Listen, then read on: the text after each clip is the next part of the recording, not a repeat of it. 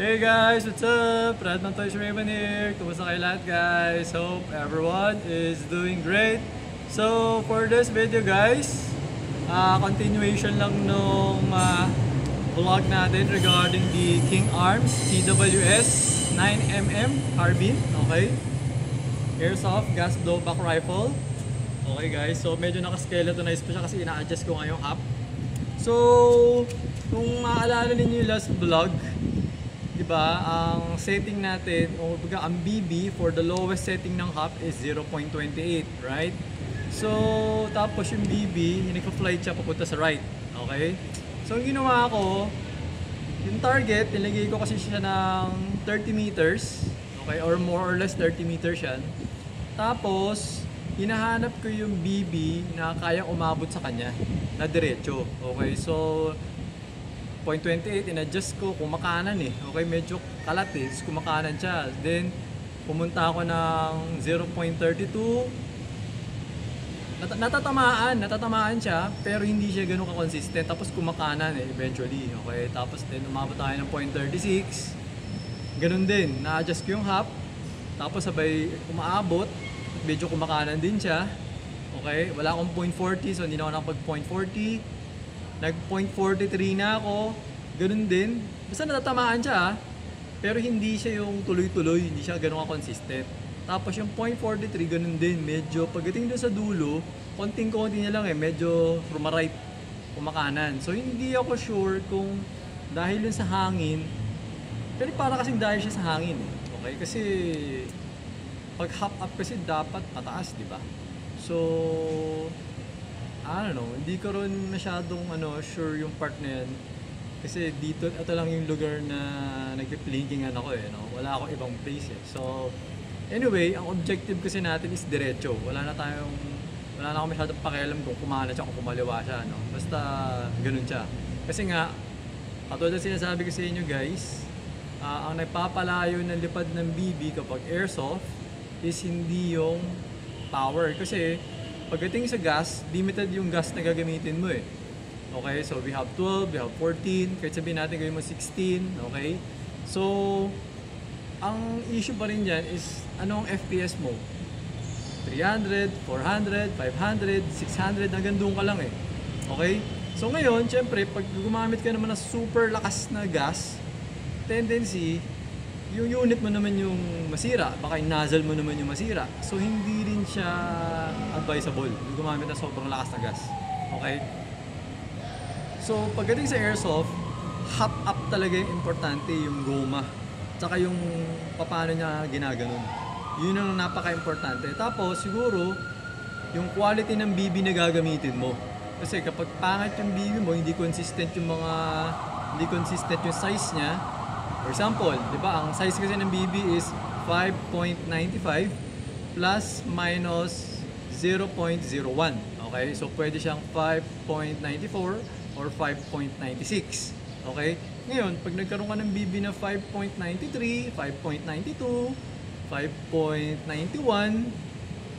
mahihirapan ka mag-adjust ng hop eh. Kumbaga, nagzi-zero ka, iba-iba yung kumbaga sabi nyo, kanyari, puro 5.91. Kanyari, maliliit. So, you need to increase the hop. Tama? Tapos sabay, biglang malaki yung BB na papasok. Magiging sobra siya. Pataas ngayon yung BB mo. Parang gano'n. So, importante yung quality ng BB na gagamitin mo pag long distance yung binabaran mo. Okay? So, ngayon, actually, nasa 0.45 na ako. Okay? Sabi ko nga kanina, habang sabi ko, testing ba ako ng 0.45? Napakamahal ng 0.45. Parang nasasayangan ako, di ba? Pero, for knowledge purposes, ako rin kasi curious din ako. Sabi ko, paano ko mapapaabutin yan? Ano kaya pwede dyan? Naisip ko nga yung 0.46 nung mga modify na mod 24, di ba? Ano yung kaya gamitin ko? So, bigla naalala ko, meron pala akong mga Taiwan, yung mga BLS na 0.45. Sabi ko, ito na lang muna gamitin ko. Kasi, syempre yung 0.46, wala namang retail nun. Kumbaga, kay modify lang yun. Yung plus, ewan ko lang sa ibang nagbebenta ng BB. No? Pero kasi si BLS, wala naman siya 0.46 eh. meron siya 0.45, di ba? Tapos kasunod ng 0.45 niya, 0.48. So, yun, pag ginamit ko yung 0.46, saan ako maghanap ng 0.46 pag kailangan ko ng 0.46? Di ba? Wala na. So, ito na lang, ginamit ko 0.45. Ngayon, nung ginamit ko yung 0.45, diretso na siya. Okay, medyo diretso na siya. Siguro medyo mahangin. Kapag ina-adjust ko yung hop, medyo nakakalito yung hop. Okay? Paminsan, parang okay na. Tapos sabay, pag binabaril mo, umaangat. Ano ba yun? Parang, bawasan mo na naman. Tapos puputo ka na naman. May makata, biglang bababa. So ano siya, yung hop up, naisip ko, it's very very important. Okay, so, kumbaga, na-realize ko lang na kaya bumababa after a while. Kasi nga, parang pag baril ka ng baril, parang umiinit yata yung hop. Okay, yung backing yung goma, umiinit siya to the point na natutuyo siya. So mas nagiging makapit siya, di ba? Tapos pagka pinahinga mo yung unit, parang mawawala yung kapit niya, parang ganun. Kaya pag nagre-reload ako, every time na nagre-reload ako, pagbalik ko, nawawala yung kapit ng hop backing. Kumbaga parang dumediretso na siya, parang nagiging lawlaw na naman siya. Hindi na naman siya umaabot dun sa plate. Ganun yung napansin ko. So, parang ano siya, so lumalabas, kunyari, if ever you're going to buy a unit, siguro buy a unit that you want, okay? Tapos, you have to find a very good hop-up that is very compatible with the unit. Parang ganun siya. So siguro, probably if ever bumili kayo ng ganito, tapos mag-war game kayo, tapos gusto nyo malayo yung target nyo, papanatan nyo siguro yung barrel, at saka yung hop-up backing. Yun yung probably kasi hindi ko pa nakakalas yung hop-up backing na to. So hindi ko pa masasabi kung ano talaga. Pero more or less yun lang yung i-upgrade mo. Yung dalawa na yun. Kasi kailangan, syempre, perfectly compatible yung barrel at saka yung rubber. Ngayon, pwede rin naman siguro na yung hop-up lang, yung goma lang. Yung papalatan mo. Ganun. So, pagkabit mo, mag-experiment ka, titingnan mo kung ano okay, something like that. So, magre-research ka kung gusto mo talaga na malayo talaga yung lipad, tapos diretso talaga. Ganun siya. Okay? Tapos, isa pa pala napansin ko, kung mapapansin niyo yung unit ko, this is red dot. Parati kong ginagamit na red dot sa mga competition, sa mga rifle ko. This is a plain red dot. Okay? So, effective lang siya kasi medyo mura lang siya eh. Tapos effective, plain lang siya na nakikita mo yung red dot. Yun lang. Wala siyang magnification. Okay? Ngayon, ang napansin ko, since malayo na yung target natin, medyo mahirap na siya gamitin. Kasi nga, parang dapat kasi yung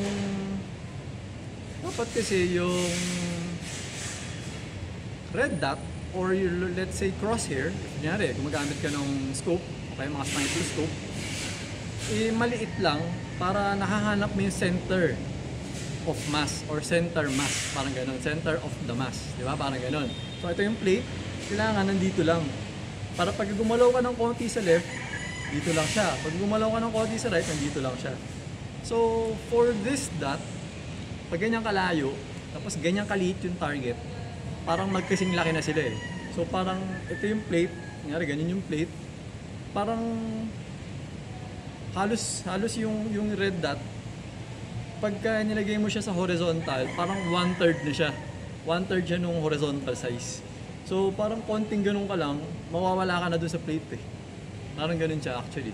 So actually nga parang kalahati yata eh. Kung nagagamit parang half eh. So parang ito yung ganun, tapos kailangan talaga gitna siya, parang ganun. So medyo mahirap siya gamitin pag ganyan nakalayo. Kailangan ano na, it's either gagamit ka nung, meron ako nakikita, yung parang EOTech yata yun, yung parang meron siyang magnifier. So parang piniflip mo siya, okay, ganun siya. So kunyari, kung ayaw mo gamitin yung magnifier, hindi ko alam kung nasaan yung magnifier, kung nasa harap, nasa likod. Nasa harap yata yung magnifier. So igaganon mo siya yung magnifier. Para standard lang yung silip mo, standard lang na ano. Tapos pag kailangan mo yung magnifier, i-flip mo ng pag-ganon. Kakabit siya doon. Tapos naka-magnify na yung dot mo. Yun yung mga pwedeng gamitin. Or, ang isa pa, kung hindi nagkakamali is, ang tinatawag na LPVO. Nakalimutan ko na yung term kasi LPVO is an acronym. Okay? So, parang ano kasi yun eh, low power something yun. Nakalimutan ko na yung ibig sabihin ng LPVO. Yung LPVO, parang medyo mahaba yun eh, na red dot, okay? Red dot, alam ko red dot yun eh. Scope ba? Red dot, alam ko red dot siya, na mahaba. Tapos, 0 to something siya. Parang 0 to 6. Parang ganun. Or minsan parang 2 to 6. Parang ganun lang siya. Hindi siya pang sniper talaga. Parang ganun. So maganda siya gamitin sa mga assault rifle. So soon, magkakaroon tayo ng ganun kasi ngayon lang naman nakakalipat ko lang naman kasi din dito. So wala naman akong ganyan kalalayo na target na binabarrel before. Kaya hindi ko siya naisipan na maghanap pa. Okay. So ngayon maghahanap tayo ng mga ganung klaseng scope. Okay? So ngayon, wala lang, pakita ko lang sa inyo, subukan lang natin barilin yan. Hopefully, okay, meron pa akong 20 rounds na nandito. Pakita ko lang sa inyo, barilin natin, paabutin natin. Okay, para lang doon sa mga followers ko na interesado or gusto kong curious, kung maaabot ba talaga ako. May sabihin nyo, si Reton, ipapakawa, hindi naman nakakaabot din. Okay, so ayun yung target natin, no? 30 meters away. Okay, so ito guys. Ayan, okay, so zoom natin. Ito napunta dito, dapat sa kabila. Okay, so anyway, ayan. Ayan yung guys yung target natin. Okay, ayan yung babarilin natin. Okay, so ayan, tingnan natin. Okay, so may bala, loaded. Okay, ito.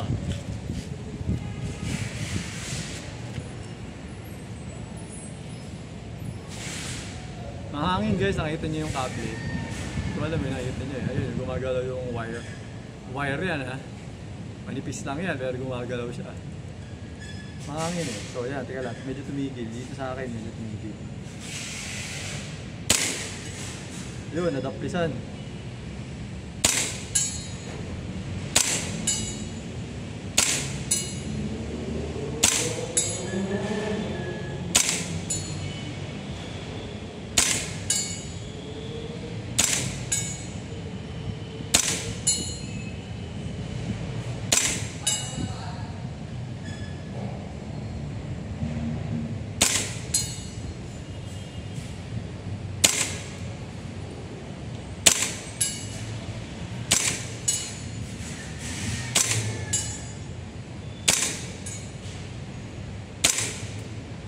Makyat.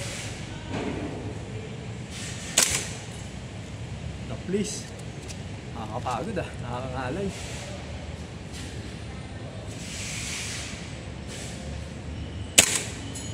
Please. Umakyat. Umakyat na. Yung mga bibi yata malaki. Yung mga bibi kasi na ito umakyat eh. So siguro ganun nga. May bibi na malaki kaya umakyat ng mga bibi. Or hindi ko alam. Nalilito na lang ako na ganun. Kaya umakyat eh. Oo, umakyat kaya sa taas eh. Umakyat na naman. Sa taas. Umakyat na. So yun nga, yung sinasabi ko, okay, na wait. Yun nga sinasabi ko, since marami na tayo naputok sa kanya, parang uminit na yung hapap. So naging makapit na siya. Kaya yung mga last few rounds, umakyat na, naging mas makapit na. Umakyat eh, umakyat yung bibi sa taas siya eh, gumagano'n siya sa taas. Okay? So, ayun guys. So far, kapag binawasan ko yung hap, what will happen is, yung adjustment sa hap, hindi siya akyat, diba? Pero, kailangan ko mag-adjust na scope kasi majority ng hits will be lower. Kasi nangyayari, imbis na mas diretso siya, bababa na siya. Ganun siya. So, yun sa 0.45. At least kahit pa paano, mas diretso pag 0.45. So, hindi ko rin sure eh kung dahil ba sa hangin o sa kung bakit eh, okay? Pero yun nga, lalo na siguro, syempre, kung 0.48 ginamit natin dito. Okay? Ngayon, hindi pa sagad yung adjustment nito eh. Hindi pa siya sagad. Kumbaga, alam ko pwede pa eh. Okay? So, wait lang. I-double check natin ha. Okay, teka lang. I-pause ko lang muna. Kukunin ko yung aking screwdriver. So, ayun guys. Nakuha ko na. Okay? So, yun nga. So, dun sa 0.45, hindi pa siya maximum. Kumbaga, na-adjust ko pa siya siguro mga... Mahirap sabihin kung anong level eh. Pero parang 3 levels pa. Parang ganun. Bago siya naging sagad. So, feeling ko, pwede pa tayo gumamit ng 0.48 grams na BB dito. Okay, so... 0.50. 0.50, alam ko may mga... Pag 0.50, dati may nabili ako ng 0.50 grams na BB, parang may halo na siyang bakal eh. Kasi nga parang sobrang bigat na yung 0.50 eh. So, ganun siya. Okay, so, ayun guys.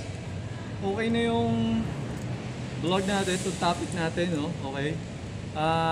Siguro, next na tatapusin ko yung yung sa modify naman Mod 24. Subukan naman natin gamitan ng 0.45 yun. Okay, kasi yung huling ginamit ko sa kanya is 0.43, di ba? So, ayun guys. Okay? So, ayun guys. Thank you for watching. Hope may natutunan kayo sa ating vlog for today. Until next vlog na lang guys. Always remember to stay safe, stay great, be good, and be thankful always. God bless everyone. Bye-bye.